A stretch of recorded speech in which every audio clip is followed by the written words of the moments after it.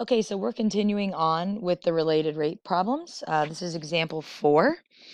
We've got two cars moving together, and this does tend to happen a lot in the problem. Sometimes they're moving away from each other, sometimes they're moving towards each other. Let's take a look at this scenario.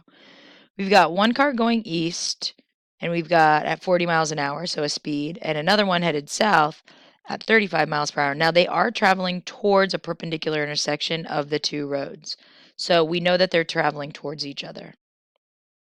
So what does that mean? This one that's headed east is going 40 miles per hour, and that is a rate. The problem is because this distance is getting smaller, it's negative. And this car is traveling south, and so its speed is 35 miles per hour. Would that be positive or negative? Well, is it getting shorter or longer? Shorter, so negative. Okay. We want to know the rate at which the cars are approaching each other. Now, this is the interesting part. The cars approaching each other means how close are they getting? Like, what's the distance between them? So, a lot of people think the distance between them means this distance along the roads. I don't. I literally, when I say approaching each other, I literally mean the distance between them. So, the hypotenuse. So, if I were to look at this as a right triangle, again, we could call this X, Y, and Z. That means I want to know what the rate of change is of the distance between them. So technically dz dt is what I'm looking for. So we've identified what we want. We've identified our relationship, Pythagorean theorem. The next question would be, are any of these lengths constant? Well, this is getting smaller, this is getting smaller, and that's getting smaller. So no. So what that means is you can't plug any constants in to help make the derivative nicer. So I'm going to hop right into taking the derivative. So I have 2x dx dt, 2y dy dt, and 2z dz dt. And then, of course, once again, I can divide everybody nicely by 2 to make my problem easier to do. We always want to make our numbers nicer, especially if on the AP Calculus non-calculator portion of the exam, we want to keep our numbers as nice so we don't have to work quite as hard. All right, well, let's see what else we know. There is a couple other things from the problem. We know that we want it when the first car, which is this side, is 2 miles from the intersection, and the second car is 1.5. Looking at my derivative, I know I'm going to need z, so I'm going to use my Pythagorean theorem here. And this is actually a triple. This is half of 3, half of 4, so this would be half of 5, 3, 4, 5. You can also do this squared plus this squared equals blank squared.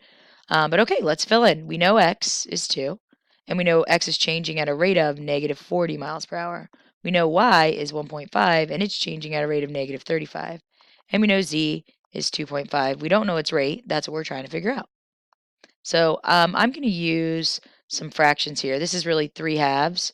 And if that's 3 halves, then I have 3 halves times negative 35, technically over 1. I'm going to change that to 5 halves. This is, again, so that I can do it without a calculator. Here, I get negative 105 over 2. I'm going to change this into a denominator of 2, which gives me negative 160. And then again equals 5 halves. Okay. Combine these together, I get negative 265 over 2. I'm going to multiply both sides by 2/5 to cancel that on the right. And then this is actually nicer than I thought because the 2's cancel, and negative 265 over 5 gives me negative 53. Because it's a distance, it's negative 53 miles per hour because it is a rate of distance. Okay. Did you expect it to be negative? I hope so, because the distance between them should be getting smaller. In the last example, we're going to look at a sphere. So we have a spherical snowball. Its volume is increasing, so we're making more of a snowball. Its volume is increasing at a rate of 8 feet cubed per minute. Find the rate at which the radius is increasing when the snowball is 4 feet in diameter. Okay, let's write what we know. We know the volume's rate. So we know dv dt, and we know it's 8. We want to find the rate at which the radius is increasing. So we want dr dt. And we know we want it when the diameter, careful, is 4, which means the radius I'm going to use is 2 feet. Okay, well, if I want volume, then I'm going to have to create a volume equation. Volume for a sphere is 4/3 pi r cubed. Okay, let's do the derivative to introduce rates. I've got dv dt bring the 3 out front and multiply it. That gives me actually just a 4 pi r squared dr dt. Let's plug in what we know. We know dv dt is 8. We know the radius is 2, careful not 4. And then I want dr dt, so that should be left as a variable. This is 16 pi, and when I divide both sides by 16 pi, I get 8 over 16 pi, or 1 over 2 pi. Make sure that pi stays down there. And this is my radius, so I am in just feet per min.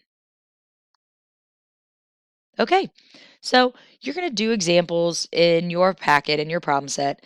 Some of them have a little bit more intricate nature to them, and we'll go through those. Some of them you're going to notice are very similar to the ones that we've already done. So once again, make sure that you start looking for the patterns between the problems. That will really help you. Good luck.